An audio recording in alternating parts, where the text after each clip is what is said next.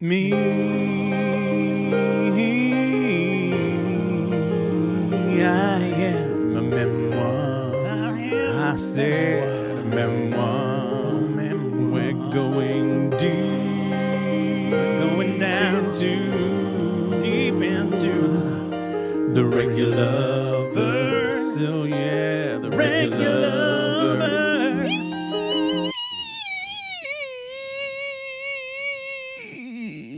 Regular. Hello, Emily. Puppies. Welcome back to the regularity of it all. Things are just so regular. We had to spread it out over a second week. Always. It happens. It happens. I don't know if we're probably not going to force you to do a third week on this one, though. I think we're going to smash through. But so no prolo moments. The blog has wrapped up for now. So let's just get that lowdown on the down low. Getting the lowdown on the down low. All right, we're on to track 7. It's called So Good.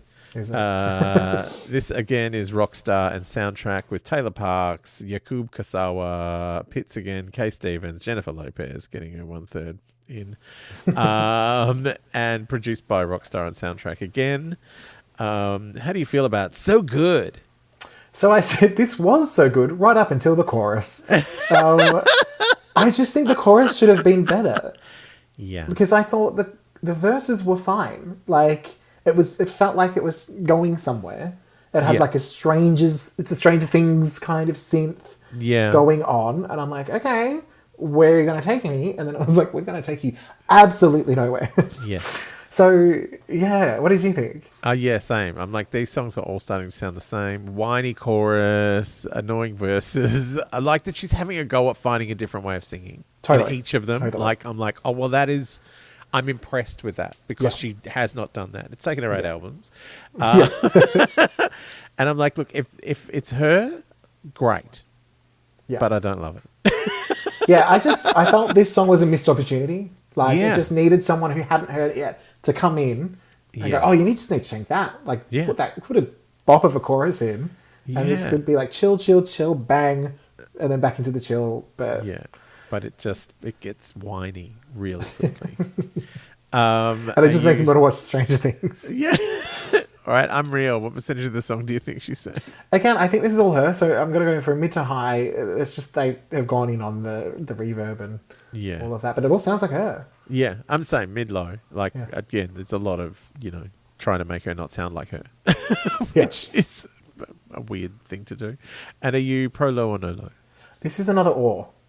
Yeah. I think it's like, I don't know, listening to it as like there's nothing in this that is anywhere near as bad as some of the filler crap on those early albums.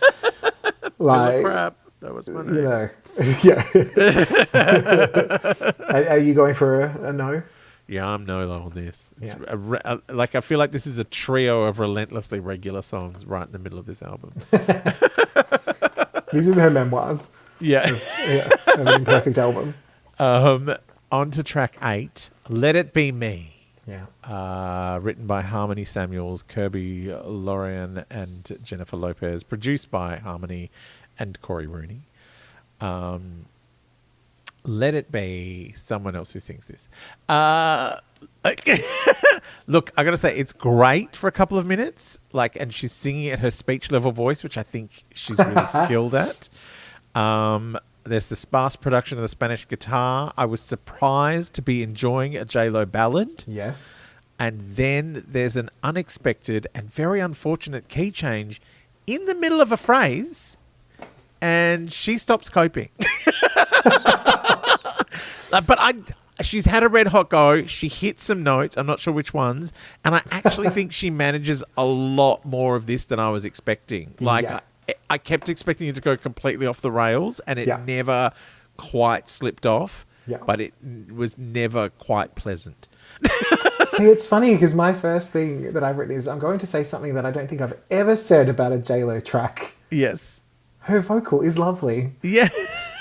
I was genuinely impressed. Again, I did have that thought of if someone else was singing it, it probably would be stronger. But like as far Kelly as Clarkson and Ariana Grande, like a Miley Cyrus, Miley with this, totally, like Miley's got that low gruff range, all the way to high, and I think that's my problem is that I did not expect this low range from J.Lo, and I enjoyed it.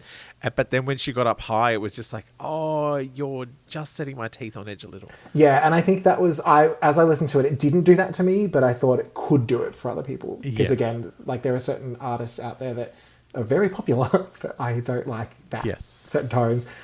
This one for me, like I was actually genuinely impressed by how much she was giving it a go.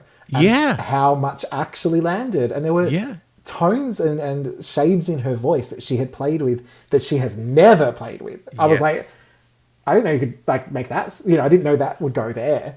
And I think she did kind of try a bit of that on the Spanish language album and was let down a little by some of the production. Yeah, and how boring some of those songs were. And I did say I would like this in Spanish. Yeah. And I felt more than anything, because that allowed it to sort of be exposed. Yes. I felt the emotion. Like I did feel like she was speaking to the song, you know, like it didn't sort of feel like some of those other ones where we thought Tinorina or someone should do it. I was like, that would be vocally better, but I really couldn't fault her. I definitely agree with the getting to a bit screechier later on. Yeah. But I didn't feel like it went off. I actually had to listen to it about 3 times just to believe it. I was like, is this really her? Like, and the whole time I was like, no, that is her. No, yeah, I'm the same. I was just like, like it's just, it's on the very edge of being tolerable. Yes. Yeah. And I think everyone's going to have a slightly different reaction to that. I think even different, like, you know, speakers, different headphones, different car, like even the car, whatever, could tip you over. Yeah. But it just felt like the first time that she's really given a ballad a respectable red hot go. Yeah. Oh, no, I think she's tried before. I just don't think she's been capable. Maybe. I think she's more confident with her voice now. She knows what she can and can't do. And maybe she's telling Corey Rooney to shut the fuck up a little bit. Maybe. Because I think, you know how you said in the past, like, certain songs she sings the first verse and chorus and then just repeats the same thing. Yeah. She didn't do that here. She did not. There was flourishes and... Yeah. And like I said, it starts down low and she gets up very high. The placement of the key change is so strange. Like, I found that very off-putting and disconcerting, and I was like... Key changes can be like that. But I was like, it's usually a key change you can feel coming. Like, it's like, oh, we're building to a key change. Whereas this one felt like she'd just changed key by accident and they just kept up with it. I would love that. She's changed key. We'll just keep going with it. Whatever she thinks she's doing, we're joining in. But yeah, it just was. It was the strangest placement, because normally it's like at the end of the bridge or it's in the middle of a. This was in the middle of a phrase. Like, why not? Go on. It was really weird. I didn't understand it. Just structurally, it felt like a strange place to do it. But yeah, so I'm real. What percentage do you think she was singing in this? I reckon this is pretty high though. Same. I think this is all kept her. Searching for other things. And the other note I did say was, I feel like if this was like in a Disney movie or something like that, with a character that's maybe not like the lead character, this would go down really nicely. Like, do you know what I mean? It's not the beat. It's not the Let It Go. Yeah. But it's that one of like, again, maybe this isn't someone who sings all the time, but they're doing a decent job as a voice actor. There are worse things I can do from Grease. I don't remember Stockard Channing. There are worse things I can do than go with a boy or two. Yeah, there you go. Jen as Rizzo. Perfect. Yeah. I'm the same. High, low. And are you pro low or no low? Yeah, I was pro low in this. I'm very firmly or. Like on the cusp of pro. Yeah. I'm like, she's good for the most part. It does get away from her, but she hangs on by her fingernails. Like, she was like, Mark is in here. Like, I'm gonna. Yeah, she was like, I can manage this, and it was not an embarrassment like many of her ballads have been. Absolutely. So I'm proud of her. Yeah, I know it was a bit like that. I was like, Good for you. Almost pulled this off. Yeah. I can think of 42 people who could do it better, but you almost pulled this off. Yeah. That's the place we live now. Yeah. And I mean, I think the thing about it is she pulled it off about 800% more than we thought she could. Yeah. Like, that's what it is. That we I go, think oh, so. You're okay. like, oh. But then that kind of makes you scratch your head and go, then why weren't you doing this on other albums? But the confidence, like I said, on this album is a lot stronger. Yeah. Yeah. I think she's learned a lot from her Spanish language album. And all right, on to track 9, which is Worry No More, featuring Rick Ross, who we will remember from Triumphant. Get him. I knew that name was familiar. I was like, why do I know that name? Yeah. Once again, written by Detail, Jake Troth, William Leonard Roberts II, and Jennifer Lopez. Produced by Detail. How did you feel about Worry No More? So it seems that Rick Ross tends to feature on some of people's less exciting songs. Oh, yeah. I said, this is a little middle of the road for me. It's not hideous. It's just repetitive. I said, it feels like an extended feature on a Rick Ross song. Like, yes. Her bits should have been like a little short chorus with a bunch of rappers in between. Yeah. But somehow they've extended her bit and forgotten to put the rappers on. Yeah. Look, I can't say that I was like, oh my God, turn it off. Yeah. But probably because we had a couple of repetitive songs already, I didn't really need this. Yeah. Yeah.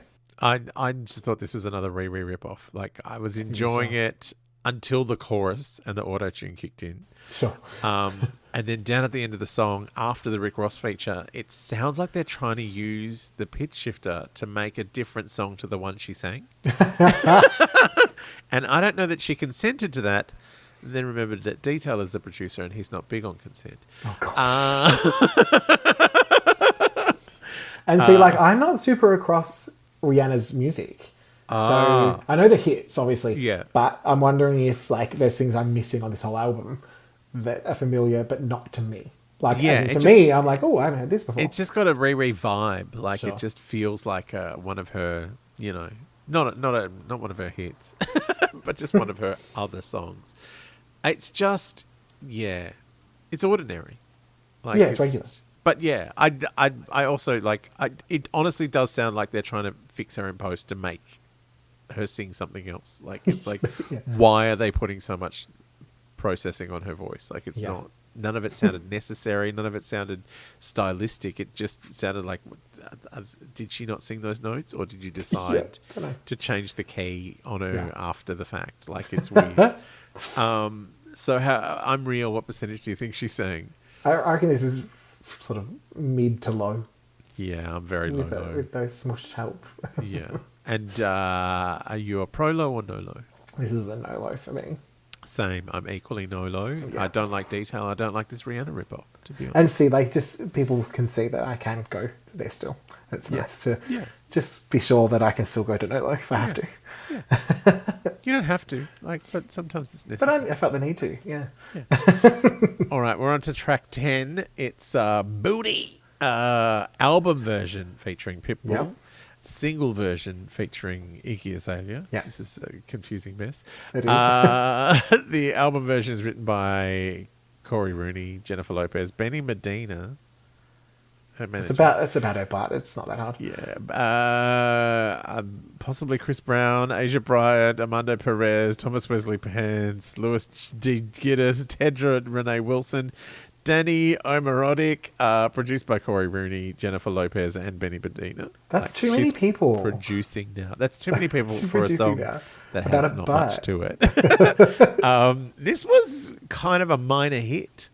This got to number 18 in the US as a single, and Australia number 27. It went platinum. Like, it sold. It moved some units. I did notice as well, like, the single version outsold the album version. Yes. About double, but even the album version still has 50 million streams. So, did all right. And there is, of course, a video. I've got to remember the new song here. A Fabinopsis. A booty Fabinopsis. There's a warning. Every video from this album has some kind of annoying lead-in. I don't know Like just play the song. It's tedious. There's Jen and Iggy. They're bouncing butts together. Like they're trying to make a safe for work version of Requiem for a Dream. Jen leans on a lit up wall. Lots of booty. Then she's wearing a jacket. Then she's lying on a fountain. Then she does some lezo bizzo with Iggy. Then she does some cat cow exercises. Stretch her back. Yeah. Iggy does her feature. Gives Jen a reg whack. And then Jen gets covered in what looks like honey and also manages to do some promo for some lip balm. Then she has a smoko, just a little rest from the booty balming. Then some corridor jiggles and another fag break at the end of her big booty work day. Yeah. That's the booty. A song called Booty. It's a song called Booty by J.Lo. Yeah. That's where you got the booty, there's the barn. That's that old saying. Yeah. I said that this is the most Jen and Pitt song of all the Jen and Pitt songs. Yes. This is something I've never heard in a J.Lo song. There's a deep vocal under her in the verse. Yeah. And I don't know if they've just pitched her down or they've gotten somebody. I really liked that in my ears. I was like, yeah. Oh, okay. So this is kind of a no-brainer, a J.Lo song about her butt. Absolutely, I'm sold. I do think the Iggy version is better. And according to the video, I'm a lesbian now. Have you seen Requiem for a Dream? No. Oh my God. It is the most, it is distressing. And oh my God. That scene that I'm referencing is poor Jennifer Connelly, who, get drug money, has to do a sex show in front of all these creepy old men with another woman and a double-ended dildo. Oh, that's normal. Yeah. I call that Tuesday. Yeah. But yeah, I was concerned that I might be a lesbian at the end of this video, and then I just said, but what's with the Siggy, Jen? Put that out. You look ridiculous. Yeah. Silly girl. So grown up on this album, isn't she? This is her wrecking ball moment. But the wrecking ball is a butt. Is a butt, yeah. Look, I like the idea of the song. And I think I'm having the same problem with this that I had with On the Floor. Like, it feels mercenary and uninspired. Sure. It's a boring anaconda. Poor Booty. Apparently it was originally called Big Booty, and she's like, I never would do a song like that. But then, Max and Emmy said they liked it, so, I'm glad she's taking advice from infants. Yeah. Well, I mean, who else is in charge of her career, really? I know. Just whatever, sure. Max and Emmy like it, so I'm doing a booty song, apparently. I just thought it was, I could see where it was trying to go, but it just felt like, this is going to be a hit. We're going to make J.Lo sing about her butt. And it's like, well, no, don't. No, I can definitely see that. I think, again, for me, some of it comes in that this was a big hit in the dance world. So I probably did about 4 different dances to this song. So I know the beats. I know. So it's in me now. The booty's in me. The booty, as opposed to the opposite, which is what normally happens. Was what normally. That doesn't go in you either, So I'm real. What percentage do you think she's saying? I actually didn't find anything here, so I've just gone for high-low. Yeah. It felt very there's not much to it. It's no, not hard. Exactly. It's not a hard song to sing. And are you pro-low or no-low? I was pro-low. Like you said, it's an easy pro-low. Like, it's not sort of like, wow. But it's like, it's a song called Booty by J.Lo. Yes. Yeah. Right. No, I'm no-low. Again, same as On the Floor. I'm just like, it's too... It's too on the nose. It's too on the booty. Yeah, it's too just have some self-respect and maybe another level to you. Like, I'm like...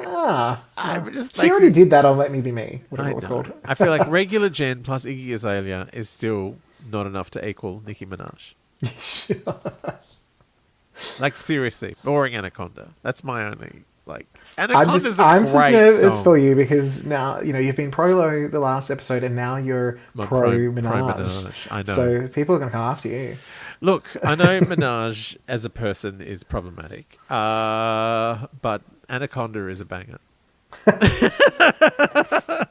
think Baby Got Back is a banger. Baby Got Back is a banger. Realistically, I think Baby Got Back is a banger. That is banger? True. Yeah. A banger. All right, we'll get on to track 11, which is called Tens, featuring Jack Mizrahi. Written by Jovan J.R. Taylor, Charles Chizzy Stevens, and Jennifer Lopez. Really didn't need that many people to write this song. Produced by Taylor Thompson, C. Stevenson, Corey Rooney. This is awful. This song should be called Zeros. Mediocre Red Foo. Oh no. I mean, it was cheesy when Madonna tried it with Vogue, but this is just trying so hard to be that song that drag queens do. Yeah, that's true. It has absolutely failed to be that. Yeah. I did say this is a little RuPaul by numbers. Yes. I gave it a little bit of leeway because Jack is a ballroom performer. Mm-hmm. So I was like, I get that. I'm fine for that. But that feels like cultural appropriation to me on some level. Well, see, I feel like this might have been his song, and then he's just gotten her in. Yeah, because like I did say, like she feels like a feature. Yeah, she feels like a feature. And I just kept thinking, is Jack Mizrahi related to Isaac Mizrahi? That's all I could keep thinking of. But I will say, like on the other side of the coin of the appropriation, I do like that she's brought in a big gay feature that maybe no one's heard of. Yeah. Like she didn't get Ru. Like she could have I'll get the RuPaul one onto a bonus track on a deluxe version. Yeah, she's not doing anyone any favors here. What was was Booty the last song on there? Maybe? Yeah, Booty's the last song on the Reg. Okay. Yeah, it feels a little bit like Booty in terms of that. It's almost 2 on the nose. Yeah. But I think, again, I've danced to this. So parts of it, it was edited. So it was only bits of it. Yeah. And so I was like, those bits came on. I was like, wee! I remember this. And then the other bits are like, oh, all right. It just keeps going. And it just feels like a big net that's been cast of like, how many gays can we trap in our net? Yeah. Well, I mean, that's the thing. Mariah's been casting those nets for a while, and someone had to eventually pick them up. Yes. And J.Lo loves going through her trash, so it makes sense. We do know she loves Mariah's Salvo's bin material. Whatever that is. Mariah doesn't know what that is. I don't know what that is. I threw it away. So what you do when you cast the net? You cast it. You don't pull it back in. So I'm real. What percentage of the song do you think she's saying? What did I go for here? Mid to high low? Yeah, I feel like it's mid. Yeah, fairly mid-low. And are you pro-low or no-low? I think I said it's probably really an or, because I'm pro for the gays and the sats, but I'm no for just the song. Yeah. So it's I not just Vogue. Stranded myself in It's not awe. RuPaul. It's not. It's just I'm definitely. I like the idea of it more than the actual song. You know what it feels like? It feels like it's trying to be something it doesn't understand, like a footy player doing drag. I would love that. Did you watch or see any of the? It was like a celebrity RuPaul, and it had like Vanessa Williams and a bunch of other people on it. I remember that. One of the ones, spoiler, but the winner of one of them was AJ from the Backstreet Boys. Yeah. And it was so fun to see. Not that being a Backstreet Boy is the blokiest thing you've ever done, seen in the world. But he's fairly straight and tatted up and all this sort of stuff. Yeah. And to see someone who, let's be real, the cis het white men have not always been the most supportive. No. So to see someone go on there and really just get into it was delightful. I just loved, and he went in on every song. And it was such a pleasure to just watch that, because it makes you think of the people, maybe the men in our lives that have not taken that on. And so that's a little side note, but fun. Side eye. Love side note with side eye. I'm also just thinking about this bum behind me. Yes. And I'm wondering just for anyone who's, you're listening, we've both got screenshots of bumps from the Alaya Puppy video. Alaya Puppy. And mine is from when someone pulls down someone's Dax. And Jen's looking at it, but she's also kind of nonplussed. I think what she's thinking is, it's just so small. Is that a bum? Is that a bum? It's a man bum. Man bums don't count. Right. She's like, well, he's Iggy? not taking my I need money. to do my double-ended dildo dance with Iggy again. My Iggy DP. The triple DP of Iggy. Triple DP of Iggy. I will say, I did like Iggy's callback, which is like too fancy to ever play fair or something like that. Yeah. I thought, that's fun. That's a callback to your own song. All right. Yeah. A better song, all right. probably. We're on to track 12, which is Troubo. Troubo, featuring Nas, written by Andrew Pop Wanzel, Warren Oakfelder, Steve Mostyn, Tyan Mack, Ursula Yancey, Nazia Jones, Jennifer Lopez, Marty Bell, and Paul Kantner. It's produced by Pop and Oak and the Ace Face 69 and Corey Rooney. That's a lot of people. A lot of people. How did you feel about Troubo? So I kind of feel like this should have replaced Worry No More as the song between Let It Be Me and Booty, because they did need something. They did need in something, between yes. them. And I think this is similar to a lot of the other songs in the album in that it's not necessarily reinventing the wheel, but this is a better version of some of those songs. I said it's got the same chill vibe, but it's just a better song. It's not anything to write home about, but it fits the album like a glove. And the feature comes just in time, and it is nice to have a little return of the Nas. I love Nas. I got to say, I love a fun pun title. Yes. Like Trouble, but Troubo, like boyfriend, bows. I love the jazz hooks. Yes, me too. Like, that was fun. And I feel like that's what the other songs were trying to do. Yeah. Yeah. But you know what I feel like? I feel like she's heard jazz and she's gone, I'll have a go. Yeah. I'm gonna mix up my phrasing, my vocals. Suffice array. It's like the jazz has gotten under her skin and inspired her somehow. Nas is great. I love him calling out her controlling manager, who's also problematic. And I feel, didn't she fire him at some point? Maybe. And then I think hide he's him back now, but Yeah. that happens a lot. This is going to be shocking to you, but I love how inventive this is. Like how inventive she's being. I love how inventive the jazz is. Like folding jazz into this kind of a song, and the lyrics are fun. Like it's doing that thing that the Max Martin song does not, which is just it just says what it is on the tin, and then it's like that's what's in here.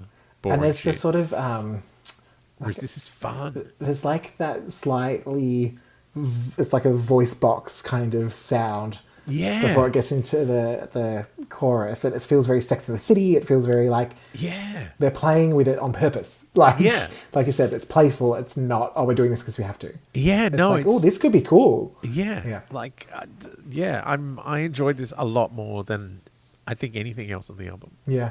Weirdly. So what percentage do you think in I'm Real? I've gone from mid to high. I think they're having some little plays here and there, but like you said, she feels present. Yeah. Yeah, I'm the same, mid-low. Like, you know, almost high, but mid. Yeah. And are you pro-low or no-low? I've gone right into pro-low for this one. Me too. I'm like, why is this buried in the deluxe? Like, I like it more than half of the tracks on the actual album. And I think that's the thing. I really felt like some of the other tracks were trying to do this thing. Yeah. Like that kind of chill lounge vibe with a bit of a hip-hop leading. I do wonder whether this is part of the Red One album that this was meant to be. Oh, yeah, maybe. Like if this was recorded closer to Love ? Yeah. And then kind of bumped down to the deluxe because they've got all these other regular things and Chris Brown all over it. Yeah, someone was like, I own this album now. Put my song on. Corey Rooney. Yeah, possibly. But yeah, I really enjoyed this in a way I did not expect to. And like I said, it is different for her. It's just not screeching. Yeah. It's not trying to be, it's not Let's Get Loud. It's not trying to be a hit. Yeah. It's just trying to be a decent song. Just trying to be a fun song. Like, and it is a fun song. And I feel like it probably would have been, it could have escaped the album in a way that some of the forced, singles were not okay. Yeah. All right. On to track 13. Expertise. Got another pun. As in expertise, like TEASE. Yes. And parenthesis, ready, set, go. Okay. Sure, Jen. Sure. Again, Oak has written it. Steve Mostyn, Sia Furler, and Jennifer Lopez. Produced by Oak, the Ace Face 69, Red One, and Corey Rooney. Interesting. This was a little hangover. Yeah, and I got to say, another banging pun title. And I think Jen has let Sia sing far too much of the demo and forgotten to delete it from her version. Do you know what? I didn't look at who. I just listened to the album on Spotify, and I knew this was Sia without even looking. Yeah. Like I didn't hear her initially, but I just heard her imprint on it. Jen does not sound like Jen.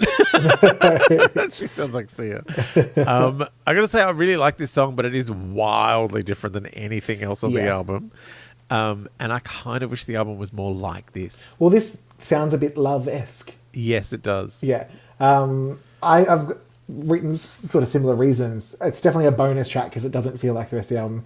Yeah. But it's not bad. I said it's well produced. Jen sounds decent. There's even a little croak in her voice at times, which adds a nice texture she doesn't normally have. Yes. I do think I liked it more as it went on.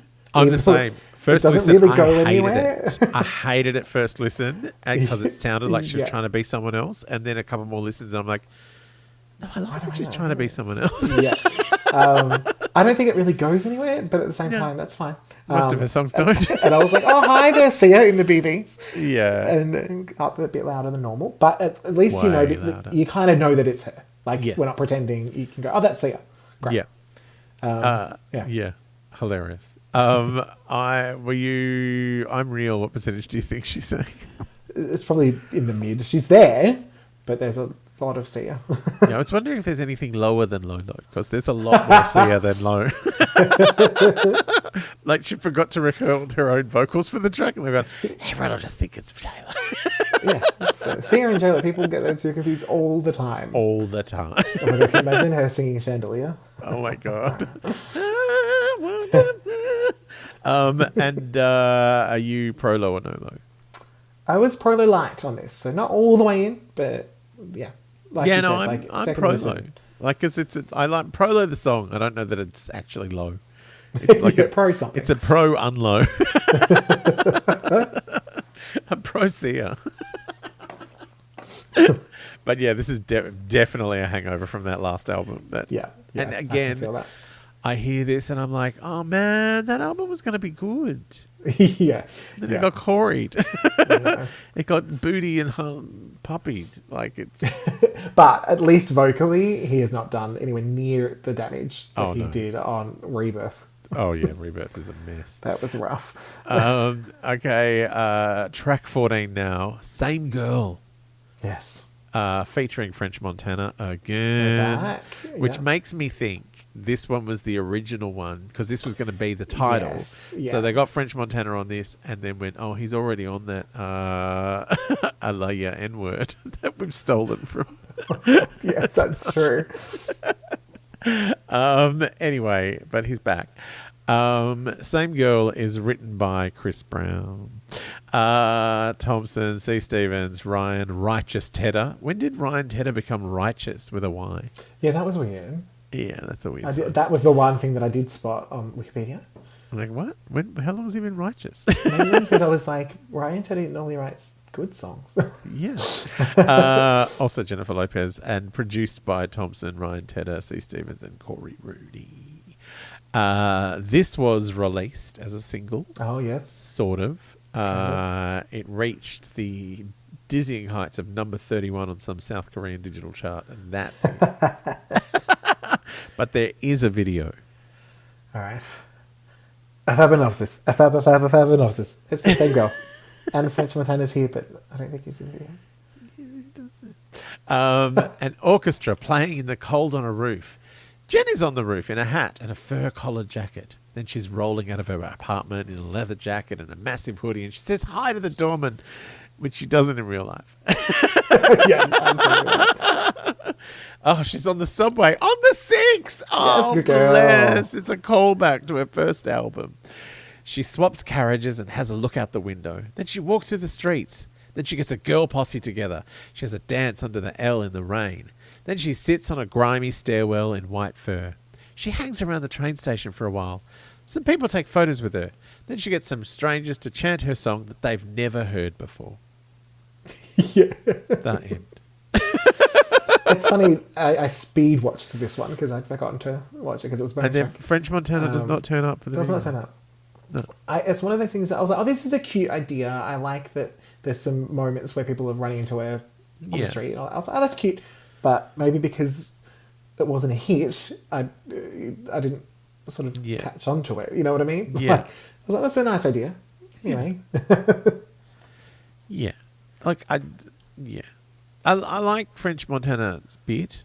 because it gives the song a bit of oomph that's missing in the vocal only version. Like I feel like the audio is like, oh yeah, this is much better than the video. Yeah, yeah. I love the orchestral bit. I love the marching band production. I like the grandeur. The lyrics are interesting. Like it's like she's trying to say something for once. Yes. But the "get off of me" refrain happens way too often and becomes irritating really quickly. Like over 4 minutes, it's like that refrain is too much. It's like because it happens a lot. And I think that's what I felt about the song as well. Like when I was flicking it back through, I was like, oh, I don't mind this. But again, small doses. A 3-minute version of this, cool. Yeah, 3 minutes but 4 minutes of get off of me. It's like, I get it. You don't want me on you. Okay. Yeah. You're the same girl, whatever. I think what I wrote was, it's not awful. I just don't think any of the melodies are strong enough for me to grab onto. No. So I kind of forget it even when it's still going. It's fine as background music, but I don't think I'd seek it out. I did keep getting confused though. I confused myself because I think the production is quite good. Yes. So throughout it, I was like, do I like this? Do I not like this? I don't know. I feel the same. It feels like a really lush, big song. But it's just, like the "Get Off of Me" refrain just like feels like it's from a different song. And you're like, I feel like it's kind of, you're using that as like a sample almost, as a replacement for any kind of chorus or other hook. And it's like, well, it's not enough. It's in fact, it's detrimental. But yeah, it's, I don't know. How did you feel about the Unreal? What percentage did you think she's saying? I went for a mid-low. I think she's there. Yeah. But then there's a few BBs, but I think we're meant to know that they're not her. So that helps. Yeah. So, yeah, I actually think it's fairly high-low, to be honest. Yeah. Yeah. Like, that "Get Off of Me" sounds annoying. It sounds exactly like her. I didn't like that bit. It's all her. Are you pro-low or no-low? I've gone for an awe. Yeah, I'm also awe. Yeah. I'm like, it's getting there. Yeah, it thinks about it. I like it a lot better than a lot of the real album, but it's just still a bit regular. Yeah. It's just a bit... I always feel like either this or First Love. Like, I can't... Not that they're saying the same thing, but... No. First Love is a little dull. Yeah, I just think they're kind of talking about that same thing of like... Yeah. That she's already talked about a bit. Yeah. Of like love and also I'm still the same person I used to be. I'm real. Again. Yeah. Shut up. And please love me. Shut up. People love you. Calm down. We don't know who. We haven't met them. But not as many people as before. All right, on to track 15. It's just not Mariah. Mariah's the one person that doesn't love her. And she can't handle it. That's it. She's the only person. So we've finished the deluxe, and now we're on to the Target Special Edition. Oh, God. Or Japan, I think. Like, you can only get this at Target or in Japan with these two songs on it or something. Have we discussed on here why Japan got so many bonus tracks? Did I fill you in on that? No, tell me. So apparently the cost to actually press albums in Japan was really high.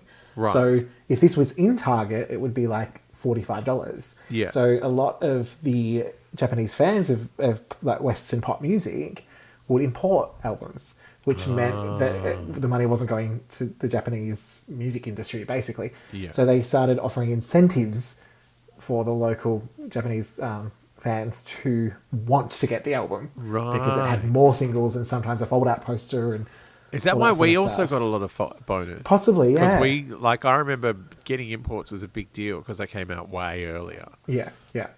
So it was, incentive for us to spend the money locally. Right. Which is nice to know. Like, it's like, that makes sense. Great. That does make sense. I love that. Thank you. No worries. A fact. You know I love a hot fact. Yeah. It's a juicy hot fact. So, yes, we're on to the Japanese/Target edition. So track 15 is called Charades. It's another Rockstar jam. Rockstar, Kura Rankin, Tina Davis, Kay Stevens, Pitts again, and Jennifer Lopez. Produced by Rockstar, Rankin, Rooney, and Muzzy. I know. You just say Muzzy with such disdain. Muzzy. Cozy muzzy. Charades. I just thought this song seems to just get started, and then it stops. It feels like she's about to take off, and instead she peters out. She's like, I'm done. The production is really peculiar, but I don't totally hate it. It's just some odd choices, and it feels unfinished. I need to go and listen to it again, so I'm just going to get in my ear. Like, it feels like it's just like, oh yeah, we were going to put some more production on this, and we were going to get a feature in and bump it up to 3.5 minutes. Yeah. But we just went, oh no, fuck it. Stick it on the Japanese one. Yeah, totally. It's 2 minutes and 52 seconds. Like, I feel like it's missing something. That's shocking. Normally you'd be like, thank God it's 2 minutes and 50 seconds. No, I know, but I feel like it's not finished. It just feels undercooked in a way. Yeah, I kind of didn't have a lot to say about it. I was like, I can see why it didn't make the album. It's not bad as a bonus track, but it didn't do much for me either. Like, it's a song. It's a song. I'm happy for the Japanese fans that got it. It's on. I'm real. What percentage do you think she had? I think this was pretty high though. Yeah, same. I think it's very high low. Weird, yeah. Yeah, being unfinished. They haven't. They haven't fiddled with their vocals and made it sound good. And are you pro low or no low? I've just gone for no low because it didn't do anything for me. Yeah, like I'm awe on this one again. Yeah. What's happening with us? I know. You're no and I'm awe. I just feel like it's almost a good song. It just doesn't step up when it could. And that's because I think it's unfinished. I think if she went back and had another crack at it, if they brought in a feature to do the bridge for her, then she would have had another go at the end. Yes. And it might have kind of come together. Yeah. But it just sort of stops. Just before it hits 3 minutes. It's like, let's leave. This is boring. I'm going home. Goodbye forever. But it's not I think there's much worse songs on the album. Like it's just almost good. So it's considering it. It's almost. it's almost home. All right, our final track is called Girls featuring Tyga. Yeah. This is written by Dijon McFarlane and Bryant and Michael Stevenson and Jennifer Lopez. Produced by DJ Mustard, which is Dijon. Corey Rooney, Muzzy, and Bryant. How did you feel about Girls? So, okay, this got confusing because the version that I came across when I made the list for us to listen to was featuring Tyga. Yeah. But then there was, when I looked it up, there's a version without Tyga. I got a little bit confused, but I was like, I'll just listen to the Tyga one. The Tyga one's listed as a remix. Right. Okay. So, but that's the one that came across as being released on a version somewhere. So, but that was the one that was on the Target / there you go. Japanese version. I was like, that must be where I got it. But I think they did release it as a streaming song just without Tyga. Right. I know, it's confusing. It is. I said, I kind of feel like anyone could have done it. I don't hate it. It wouldn't necessarily be a skip, but I could take or leave it. Yeah. I did say I accidentally listened to the non-Tyga version, and then the second listen I got the Tyga one, which did sit a little bit better. Yeah. And I just wrote that maybe it's a grower because the people in the comments on YouTube fucking loved it. Like, they were like, this is great. Like, I was like, okay, so maybe this is just... Who are you people? Yeah. Oh, they're J-Lo fans. No, but that's what seemed odd. A lot of people were like, oh, I don't really listen to J-Lo, but I really like this. Yeah. I was like, okay. Yeah. So maybe it's okay and it's just... Maybe they're Tyga fans. Maybe. Who don't know that this has happened.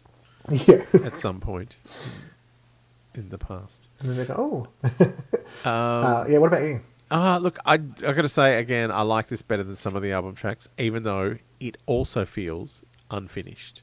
Sure. Like it feels like it doesn't really have any progression. It feels like Tyga is interrupting her vocals from being repasted in from the start of the song again. Yeah. Like it's like I like her more breathy vocals here. I like that kind of and although I'm not mad for her sub-prisoner rapping. There's only one woman who can rap and sing at the same time. Yeah, and that is Mariah Carey on the song Prisoner. That's it. It should never happen anywhere else. But yeah, it's not awful. It's a bit long. in the tooth. It The is. song Yes, keeps I going, agree. and I'm Could have like, been 3.5 minutes. yeah, and it's like for a song that doesn't like change up that much, it's like, Yeah. why are you still on? Which is Yeah. why I think it's unfinished. I feel it's like that there was more to be done, and they're just gone. Oh, we're not going to put it on the album. And they're gone. Have you got anything else for the Japanese / Target version? They're going. These two, they're not done, but just pop them on there. Yeah, go on. Yeah. But yeah, I'm real. What do you think? High, low, mid, low, low, low. I've gone for a low to mid low. I said I think there's some help in there. Jen might have done this as a favour to someone. See, I thought it was high low because of the breathiness. Yeah, I maybe, thought it I was mean, possibly. It had like. We're guesstimating here. We don't have the stats. No, we don't have the sense. But it kind of felt like her Spanish vocals. You know, when she gets breathy on the Mark Anthony album, and it's like, ooh, who's this J.Lo? I think across this album, she's been a lot more playful. She's taken a lot more chances vocally. Yes. Yeah. And also the fact that she doesn't change it up throughout the whole song was very J.Lo. I'm just going to keep being breathy on this one. Yeah. And are you pro low or no low?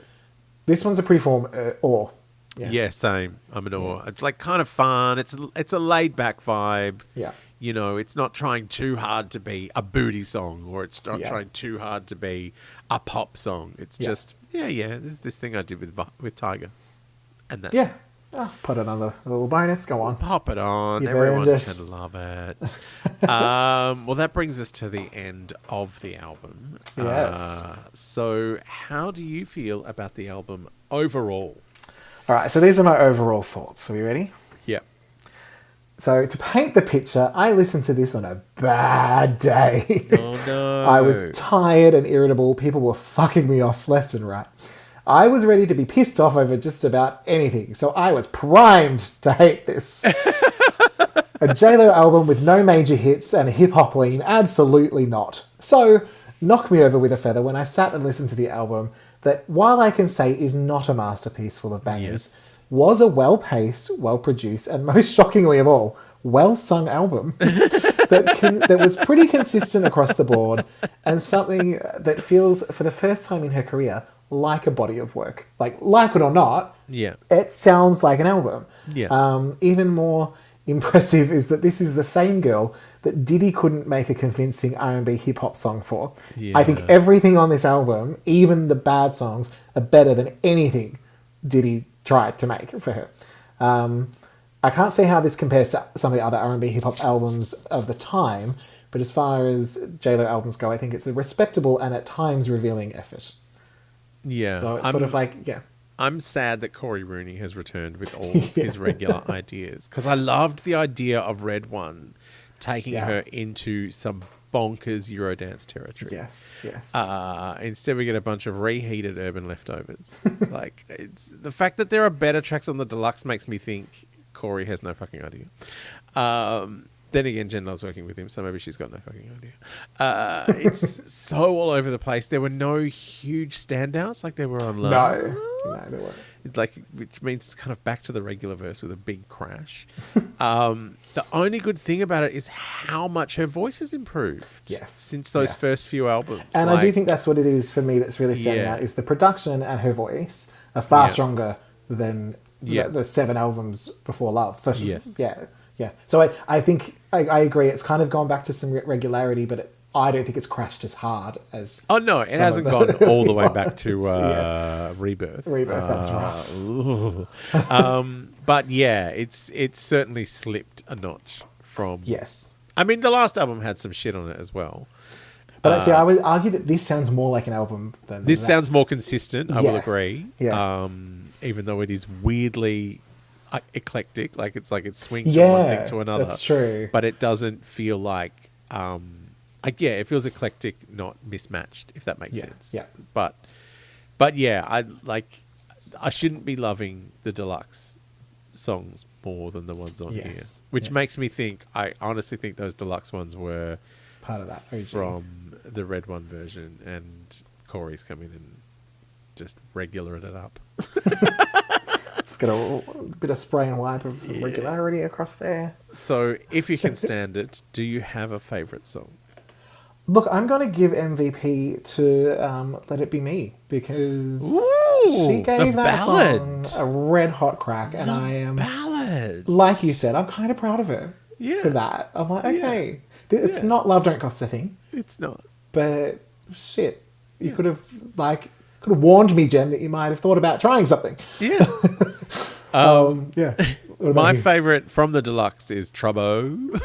Yeah, I do quite like Trouble as well. From the album Never Satisfied. Yeah, I forgot that was there. That's good. Yeah. I forgot about that one. So that's good. That's nice that there's a handful that we can go, Yeah. What I will say is, like, for this album, I'm more tired than I was for Love, but I'm nowhere near as tired as I was for, say, J.Lo. Like, I feel like this is a polished version of that without the hits. Yeah. Like, J.Lo had a couple of hits and a lot of filler. Yeah. So do you have a least favourite song? From the main album, I've gone with Worry No More. Yeah. It just didn't feel like it needed to even be there because, like I said, Trouble could have gone right in that spot. So lovely. Easily. And I didn't love Charades from the bonus tracks, if I'm honest. Yeah. From the deluxe, I did not like Tens. That probably is the worst song. But I just gave it some points because it's gay. But you had fun. And from the album, I actually cannot make a choice between Acting Like That, Emotions, and So Good. From the trio of Regularity. You're mid. Probably Evil Child as being the most annoying. As because it's like she's trying something so hard and doesn't realize that what she's trying is no good. Yeah. But yeah, it's probably Emotions if I had to choose. Yeah. I'm choosing the Evil Child. So, do I Know Her? Pro low or no low on the album overall? This is a harder one because I feel like on that first listen when I was really not expecting to enjoy it and then kind of went, oh, that felt pretty pro-low. Yeah. Having analysed it a bit more, it's maybe a lighter pro-low. Like, it definitely feels like the most album of her albums. Yes. Like, I think Love almost feels like a greatest hits. Yeah. It's a little bit stapled together, but they got lucky that a lot of the songs were decent. Yeah. Here, it's a little bit more in the middle. But I would far prefer to put this on, knowing what I was in for, than most of those earlier albums. It's almost like I'd be like, the greatest hits, Love, without some of the songs we didn't like. Yeah. And then this can be, put that one on. Yeah. So maybe like, I think it's still a light pro. It's maybe a little less light than some of the others. If that makes sense. It's like it's better than Brave. Yes. Which was a nice idea, but didn't really pull anything off. Whereas I think this has pulled some of it off. Yeah. Yeah. I give the album a no low, but the deluxe gets an all. Okay. Just because there's a few extra bits of yeah, fun things going on in the deluxe. I mean, there's a couple of ordinary ones in the deluxe, but with the deluxe tracks, I feel like it balances it out a bit more. And this was that era where they started to do this, like, because a deluxe album, normally the main album would be 12 to 14 tracks, and then the deluxe would take it to 17. Yeah. But this was at a time where, for some reason, the main album was 10. Yeah. And so I almost feel like it's meant to be the deluxe. Yes. And then they've gone, we want to make more money, or we're going to chop it off and do both. And so that might be why it does generally sound fuller. Do you think that's because of streaming and it's like 10 songs is a lot for streaming? Probably. I reckon. Yeah, and they kind of knew by this point it was just collectors buying. Yeah. So let's give them 2. Because I mean, I know Anastasia did the same thing at this same year. Yeah. The album was called Resurrection. The first 10 tracks were the standard, and then the bonus took it to 14. But the song Resurrection was on the bonus. That's weird. Which is weird. So I think it might have been a bit of a label thing. And I mean, was this Sony still? This album? Yeah. No, this was Island Def Jam. No, she changed again for this one, I think. I'm confused because we're talking about her being on BMG now, but that's current. Yeah. No, I think this was also... I thought she was with Sony. Yeah. No, because she got kicked off for Love, didn't she? Yeah. She got kicked off before Love. I mean, this might have been this is Capitol. Who's that part of? Universal. Oh, well.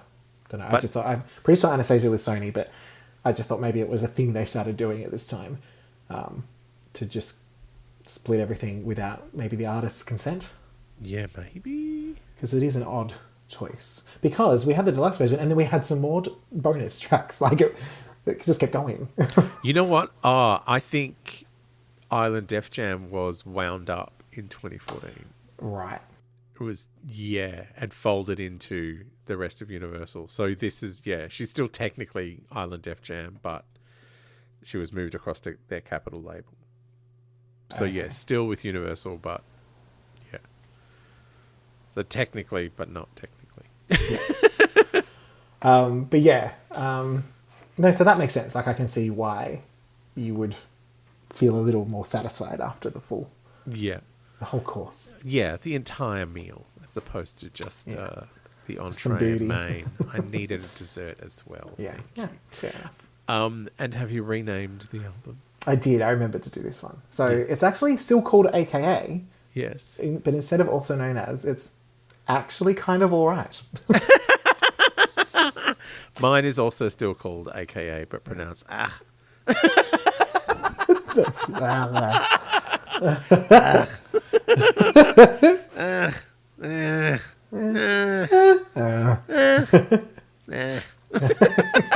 stunning. Oh, comedy. We don't know how to do it, but we give it a go anyway. Try. Just like Jennifer Lopez's singing. Exactly. People listen to her albums, people listen to this podcast, you know? Yes, and we don't understand any of those people, but thank you for being here. Thank you, and we're sorry. All right, well, we should head home, I guess. Get the fuck out of our podcast. Get the fuck out. Get the fuck out of our podcast. Get the fuck out. Just walk away. Walk away.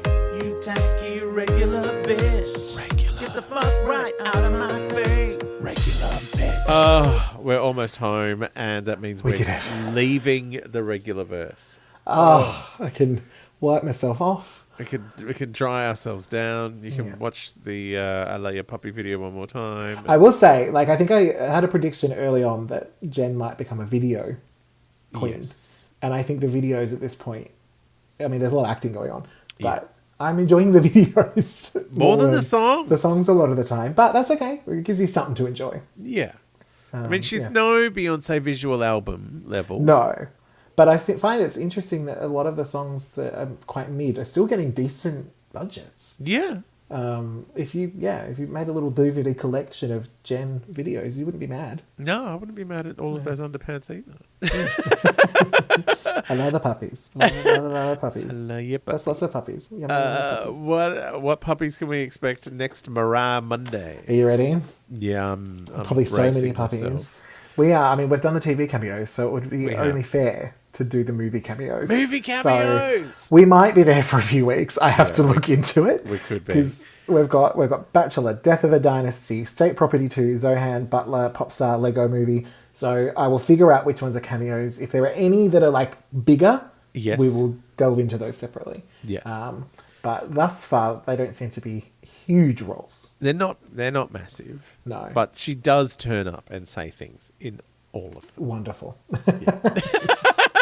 Which is all we want. I only hope we have another stair moment where she has to be carried down a flight of stairs to have a conversation with Taraji P. Henson.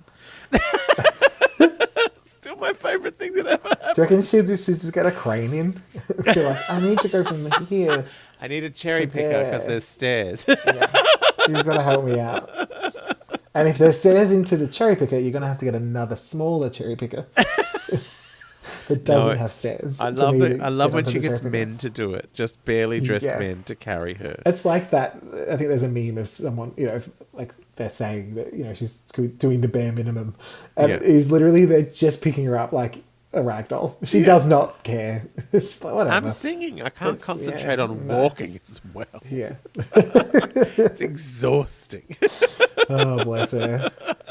Okay, next Mariah Monday.